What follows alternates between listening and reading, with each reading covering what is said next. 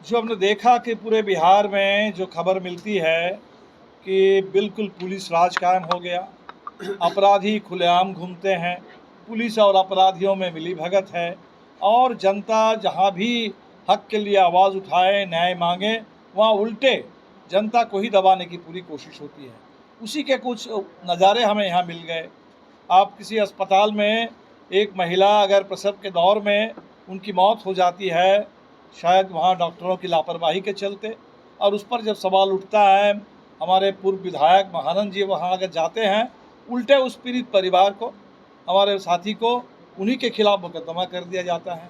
शराबबंदी कानून है और शराबबंदी कानून में कहीं किसी माफिया पर कभी कार्रवाई नहीं होती और वहाँ शराब पीने का आरोप लगा करके सड़क में चलते हुए यहाँ अनिल महतो जी को उठा लिया जाता है और इस तरीके से उनकी पिटाई की जाती है कि पूरे हाजत में ही उनकी जान चली जाती है। तो ये जो पूरे बिहार में गुंडागर्दी है पुलिस की, ये जो चैती पेपर में हम लोग गए, वहाँ लोगों ने प्रतिरोध किया और तब जा कर के लोगों की जान बची, लेकिन वहाँ 5-5 लोग जो घायल हैं, अभी ठीक से उनका इलाज भी नहीं हो रहा है। नहीं तो वहाँ तो एक जनसंहार हो गया रहता। और उस पूरे इलाके में अभी बच्चे स्कूल नहीं जा पा रहे हैं, वहाँ पीने का पानी का इंतज़ाम नहीं है, शौचालय का इंतज़ाम नहीं है। हमने देखा कि सरकार ने सुरक्षा के नाम पर एक पुलिस कैंप तो बैठा दिया, लेकिन सिर्फ पुलिस कैंप की सुरक्षा से क्या होगा।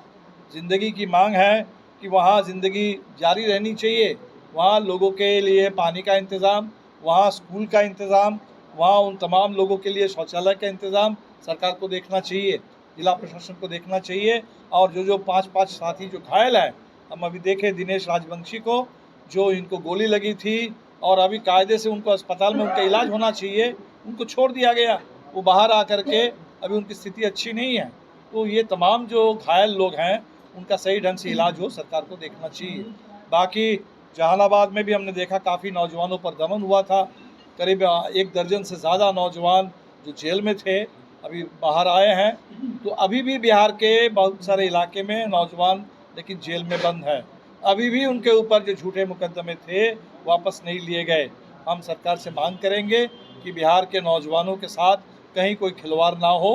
जो शिक्षा परीक्षा में भ्रष्टाचार के खिलाफ, जो रोज़गार के लिए नौजवान आवाज़ उठा रहे हैं, शांतिपूर्ण ढंग से संविधान में अपना जो हक है उस हक को मांग रहे हैं, तो ऐसे नौजवानों के ऊपर अत्याचार बिल्कुल नहीं होना चाहिए।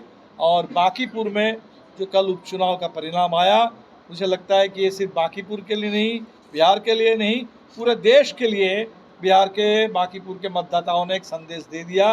भारतीय जनता पार्टी जो हिंदुस्तान के अब तक की सबसे धनी पार्टी है, सबसे घमंडी पार्टी है और उनकी सरकार हिंदुस्तान में सबसे अत्याचारी सरकार साबित हो रही है, उस अत्याचारी अहंकारी पार्टी और सरकार को लोगों ने उसके खिलाफ एक जनादेश दे दिया है कि हमें ये मंजूर बिल्कुल नहीं है।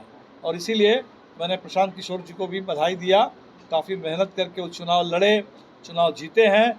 और बांकीपुर के नौजवान, पूरे बिहार के नौजवान, उन्होंने जो ये जनादेश दिया है इस चुनाव में, उपचुनाव ही सही लेकिन उपचुनाव का जो संकेत है वो संकेत पूरे हिंदुस्तान के लिए है। और इसीलिए जो दिल्ली में नौजवानों ने जो नारा देना शुरू किया, धर्मेंद्र प्रधान का इस्तीफ़ा, ये एक झांकी है, अभी पिक्चर बाकी है और हर मंत्री का जवाबदेही तय होनी चाहिए। वो जो दिल्ली में दमन हुआ, इसका जवाब अमित शाह को देना होगा।